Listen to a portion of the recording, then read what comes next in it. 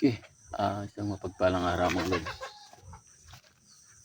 Welcome po tayo sa ating munting channel mga lods. Edwin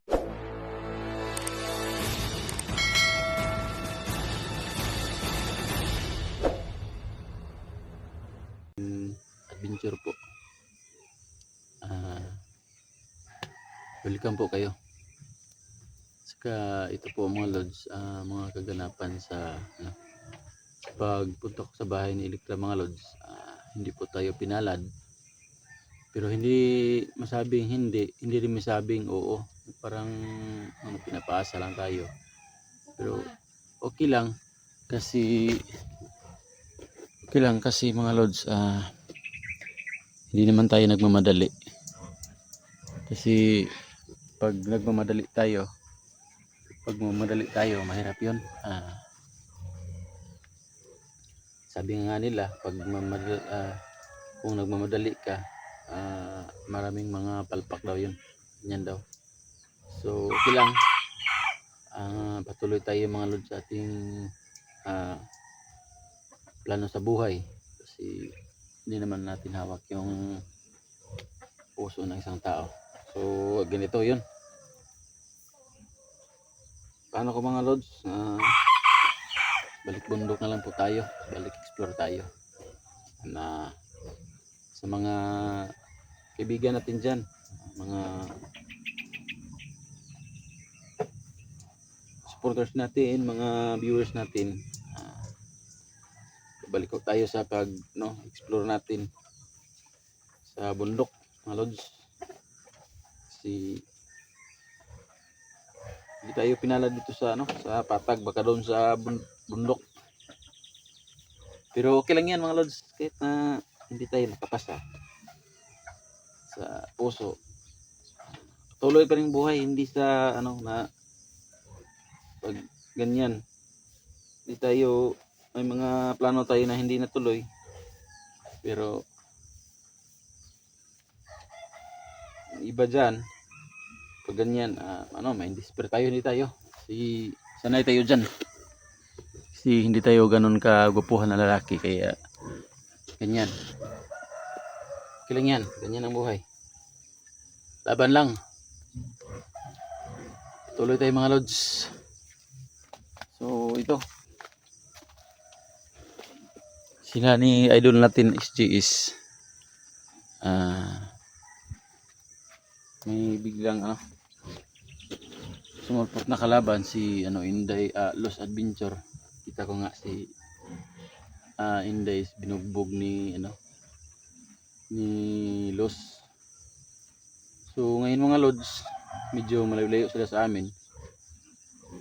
Susubukan kong pupunta doon sa kanila para makatulong naman tayo mga lods. Si Inday nangangailangan ng tulong mga lods. May kaibigan tayong vlogger na nangangailangan ng tulong. So ito, tulong tayo. Kaya problema lang mga lods is malayo. Mga nasa 4 na oras to, 5 oras siguro na makarating doon. Pero okay lang mga lods. Huwag dyan. Okay lang, at least punta tayo. Kasi yun naman talaga yung pag-explore natin, tumulong sa mga nangangailangan. Sa hindi pa, masid-masid muna tayo dito sa loob. Alis ka nga. Hugaw na ta. Nahugaw na ako. Sige lang mga rods, laban lang. Ano na? Kinabuhi sa ka-vlogger na nagsugod pa. Umpisa pa lang. Huwag lang talagang hinto. Dito ako sa likod ng bahay. Hugawan na ako. Ano yung trabaho? Ikaw! Aso ito ng kapitbahay namin mga lods. Dalawa to sila. Isa hindi ko alam kung saan.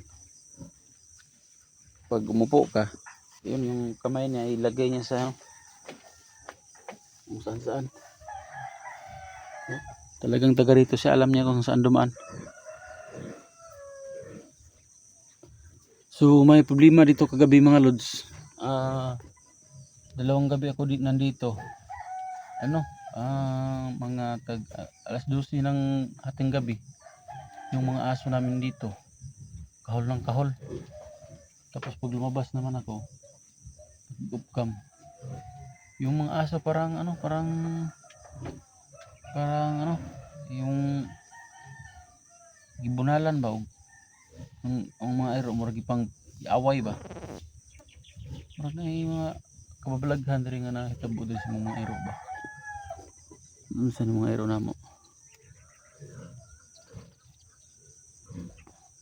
So yun mga lods, parang nawala tayo.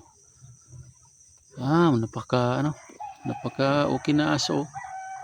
Doon siya nagpupo sa malayo. Yun yun. So yan, tuloy tayo. Balik tayo sa ating usapan. Si SG si Dax nga pala, sila yung nagsama papuntang Mount Baliling. Malayo rin yun mga lods.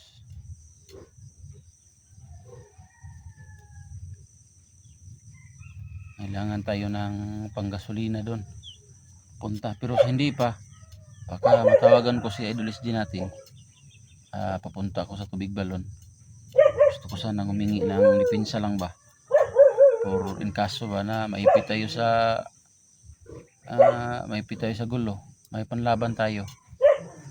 So yun ang plano ko kung si SG, kasi nakita ko sa mga upload nila andun na siya sa Baliling, malayo na.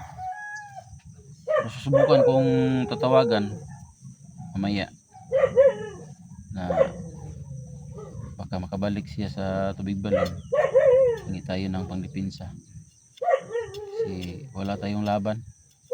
Pag pumunta tayo sa exploration na walang agimat man ba, di tayo makagalaw ng padalos-dalos kasi alam natin na yung mga bandido talaga babarilin tayo o wala tayong laban.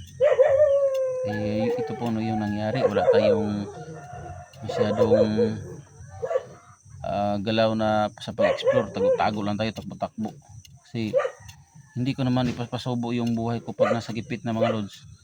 Tira ako mga lods kapag alam kong limado ako, doon ako titira sa mga bandido. Pero pag takilid tayo, hindi tayo papasok.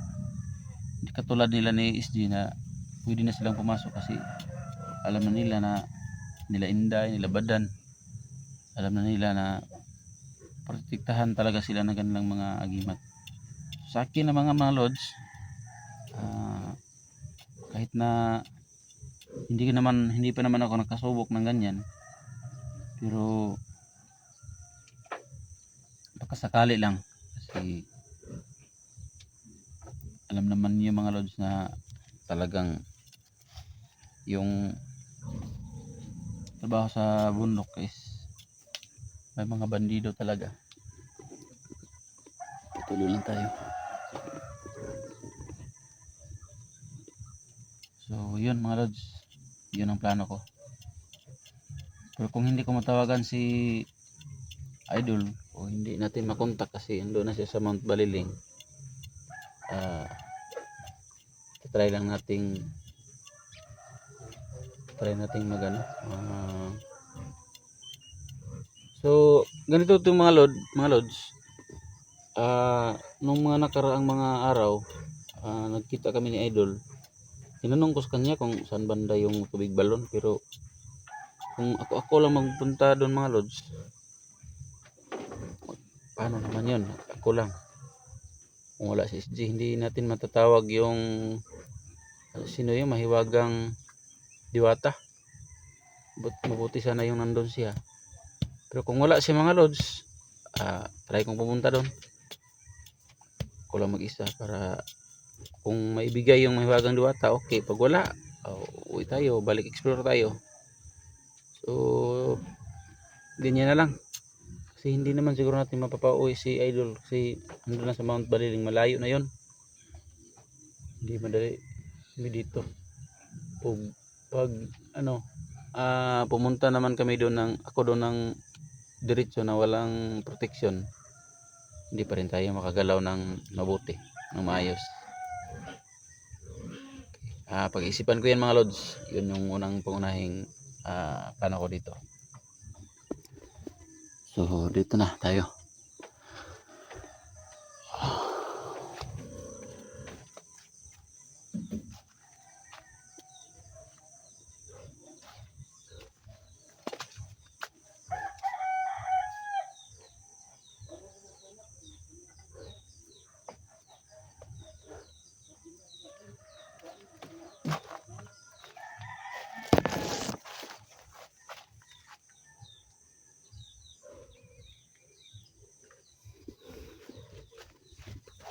Dito lang tayo sa labas, nagbibideo. Kasi doon sa loob, makalat, hindi pa nakapag ayos yung mama ko andun. Ayos yan ng mga gamit sa loob.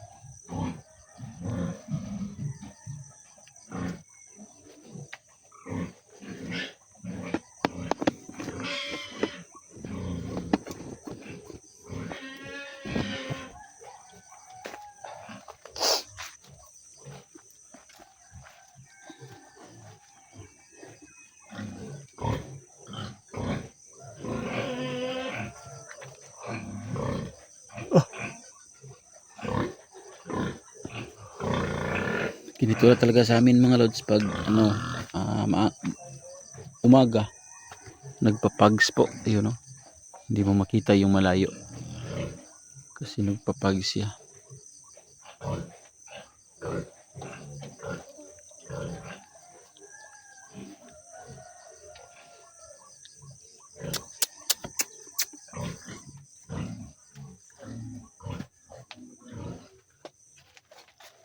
Okay, dito sa taap na lang tayo.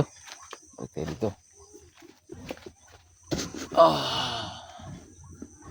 Big love shout out pala sa lahat. Local vlogger, Luzon, Visayas, Mindanao. Big love shout out. OFW, sa mga panig ng mundo. Big love shout out sa lahat. Keep safe po. Alam natin na mahirap din yung mga OFW natin. Hindi magtrabaho na malayo sa atin, sa pamilya. Kaya bilib ko sa inyo mga OFW. So patuloy tayo mga lods. Sa mga kaibigan natin na mga vlogger katulad nila ni Idol Jim, big love shout out Idol. Kay 44, ito yung problema 44, naiwan ka dyan. Hindi namin alam, sorry 44, na talagang kala namin is bumaba ka na kasi nandun ka na sa highway. Yun talaga naman po yung comment ng mga ng mga viewers, nakababa na kayo raw, kaya bumaba na rin kami. Kaso hindi pa pala, nandun pa pala kayo naipit. Yun yung problema dito mga lods.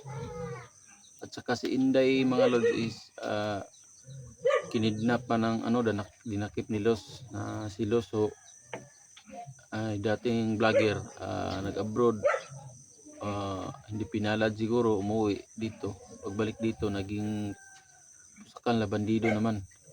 Hindi natin talaga alam yung plano ng Panginoon. Kaya mga lods,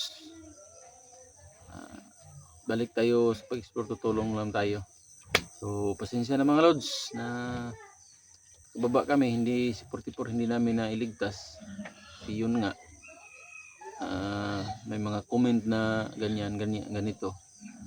Pero okay lang yan mga lods, at least handa naman tayong tutulong. Pabalik tayo sa pag-explore. Yun,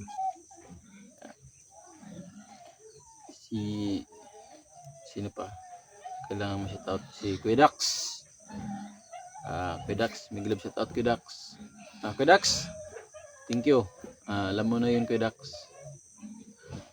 From the heart po yung thank you ko, Kuya Dax. At saka kay Duga, Idol Duga. May love shout out. At saka ito nga pala, minsan kami nagsama nito, si Idol Creepy. Idol Creepy, may love shout out sa iyo. At saka kay Tisoy Adventure. Ayun, may love shout out sa iyo, Tisoy. Tisoy, magkatulad lang tayo, Tisoy. Mahina pa po yung channel natin. Laban lang tayo. Yan, kinayan, laban lang tayo. Kasi hindi naman natin hawak yung panahon. Laban lang tayo. At saka kay Badan, Idol Badan. Ito po yung nangyari.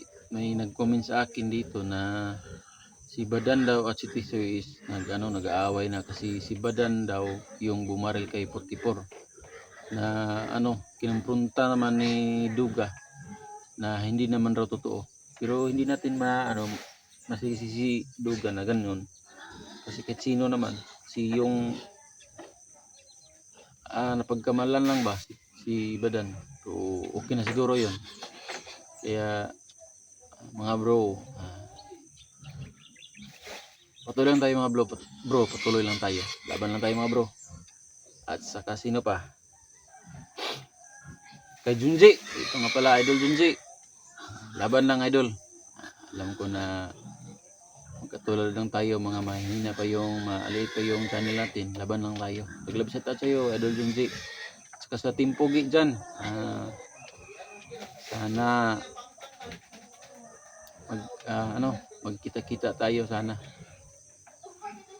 Sana makapunta ako dyan o makapunta naman ako dyan. Sana tapos puso niya kung matanggap o ano pa kaya. Yan. So patuloy tayo mga lods. Okay, hanggang dito na muna mga lods. Thank you for watching po.